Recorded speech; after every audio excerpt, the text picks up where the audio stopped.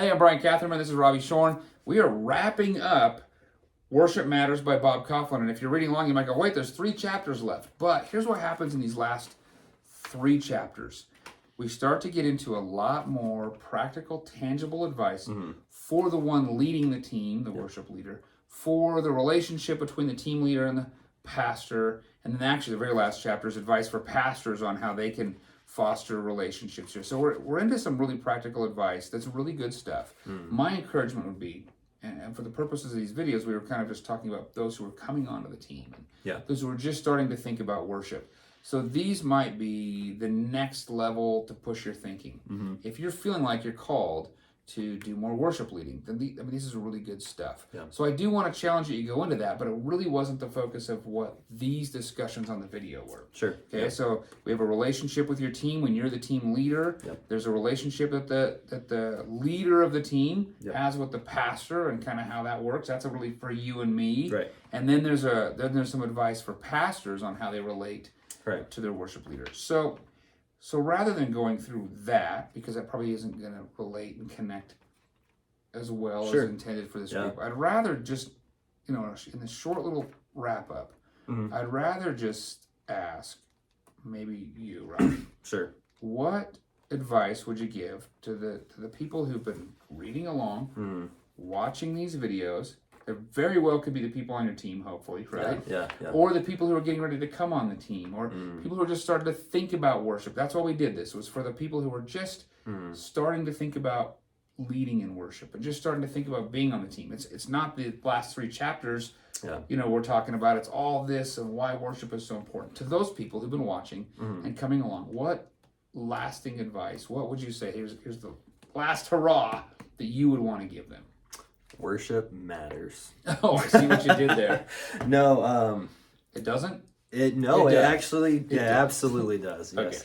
No, one thing particularly comes to mind, and it's the greatest commandment and the second greatest commandment, where it says to love God, love Lord your God with all your heart, mind, soul, and strength, and then love your neighbor as yourself, right?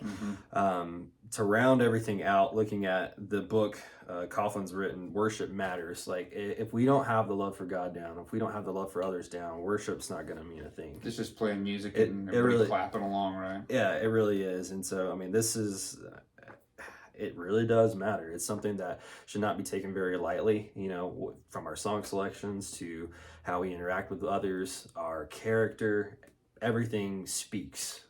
And so with that, we need to be a people. We need to be leaders. We need to be team members. We need to be a church who loves the Lord with everything that we have. And we need to be a people that love each other well. That's really great. Hey, I'm gonna offer a challenge from these last 3 chapters.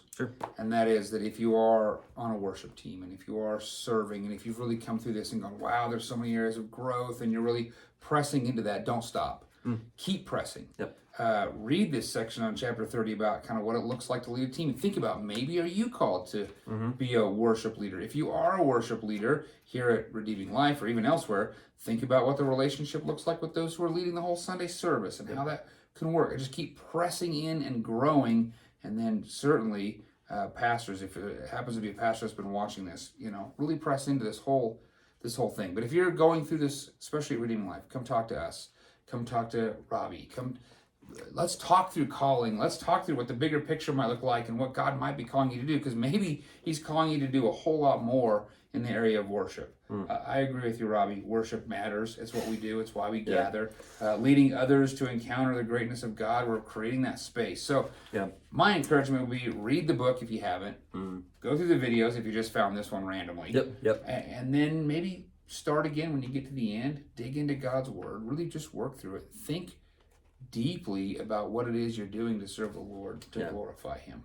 Yeah, I love that. I will share at the very end of the book, he's got a bibliography that's going on, and so you can go through and look at what he. It's a pretty long. It's pretty extensive. But if like any topics that we've covered throughout any of these videos that you find or have found helpful, please go and look at his sources, what he's actually read, because he makes a lot of references to a lot of these books here. So that's a pretty good syllabus for future training. Yes. Right. Exactly. That's a good way for a worship leader to build his library or her library. Exactly. And working through this. That's a really good word too.